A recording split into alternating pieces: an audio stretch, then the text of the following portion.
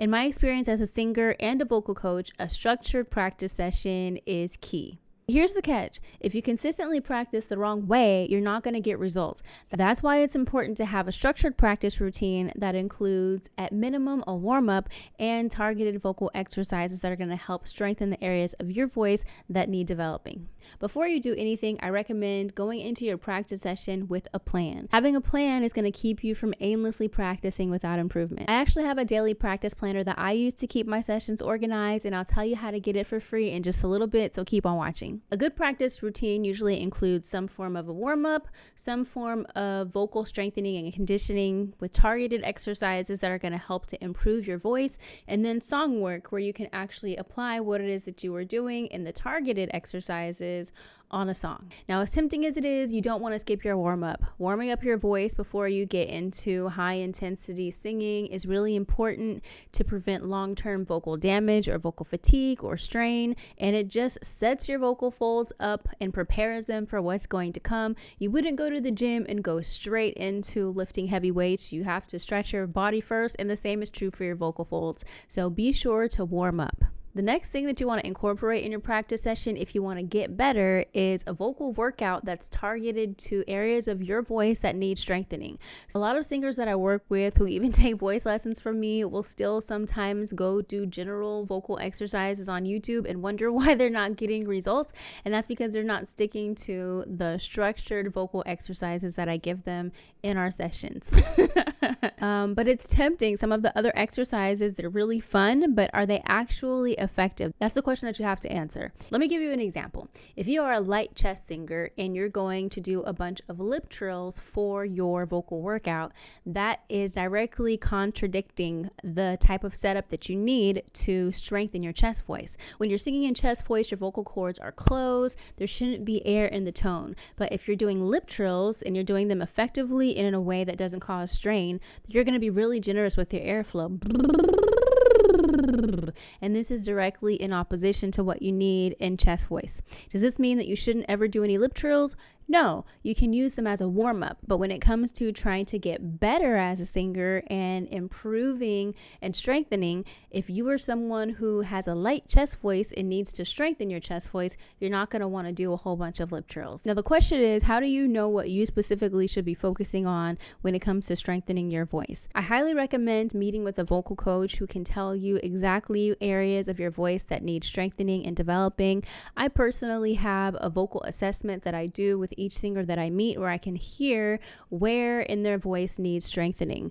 And a lot of times for vocal coaches, they'll either offer a free initial lesson or they'll offer a discounted trial lesson. So be sure to do your research, find a vocal coach, and just schedule that initial session with them so that you can get an understanding of areas of your voice that need strengthening and development. I do have a full range vocal warm-up that targets many areas of your voice. And if you want to get access, be sure to watch to the end of this video so that you can find out how and get my ultimate vocal practice bundle to help you to have an effective practice session and actually get results. So you've done your warm-up and you've done some targeted vocal exercises, and now it's time to tap into song work. This is so important. I have seen so many singers who just stick to vocal exercises and they wonder why it is that they can't get the sound that they want in a song. And it's because you're not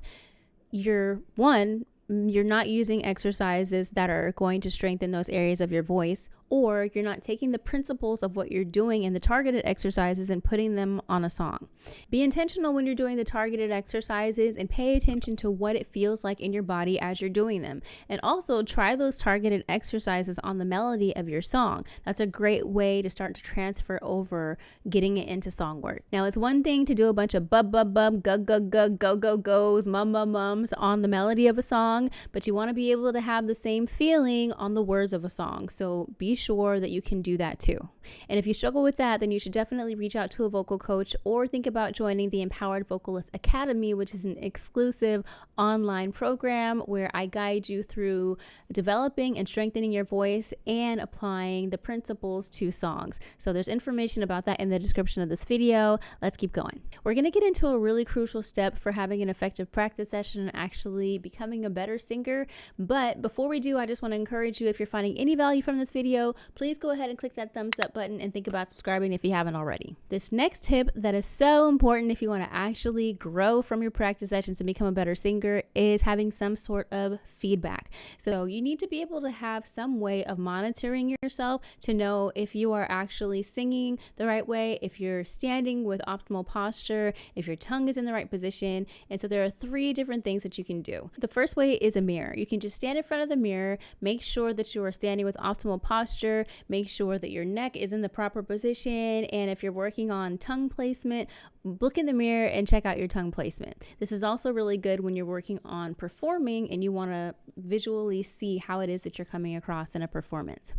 Now, this next one is really important for actually growing as a singer, and it is recording yourself. And I know a lot of singers do not like to listen to the sound of their own voice, especially when you're first starting out, but I highly encourage you to bite the bullet, record yourself so that you can listen back and hear if you're actually making progress. Are you accomplishing the goals and the tone quality that the exercise is going for?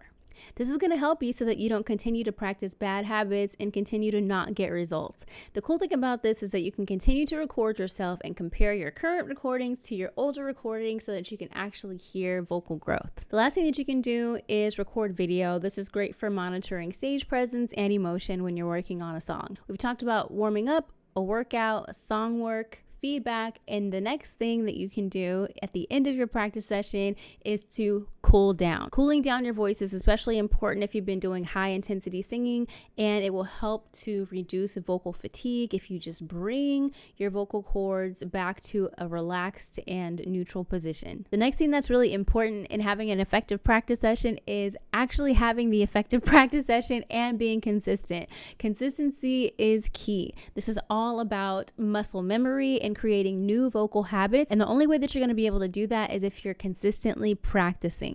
To see improvement, you need to practice a minimum of at least 3 times a week for at least 30 minutes a day. Or you can do 5-minute vocal workouts that are really targeted multiple times a day so that you can really try to ingrain those new vocal habits into your body. Now, I want you to have the most effective practice session that you can, and that's why I created my Ultimate Vocal Practice Bundle, and it's completely free, and it's going to help you to get results as you go to your practice sessions. It includes a full range vocal warm-up that you can do on a daily basis, and it also has targeted exercises to target different functions of your voice so that you can also do some strengthening as well. It also includes a practice planner so that you can plan your sessions and be effective with your time, and a vocal habit tracker so that you can track your consistency for best results. You can get that and my vocal warm-up PDF guide by signing up using the pinned comment below. The last tip is to stay motivated with a goal. It's easy to fall off track if you're just practicing just for practicing's sake, right? But if you have a performance coming up, you might be more inspired to practice. So I recommend setting a performance goal to keep yourself inspired. This could be recording and posting a cover, performing at an open mic or a gig, or even in front of friends and family. In my vocal studio, we have virtual recitals, and I find that really motivates people to practice. If you're ready to take your singing to the next level, be sure to grab my Ultimate Vocal Practice Bundle, and I'll see you on the next video.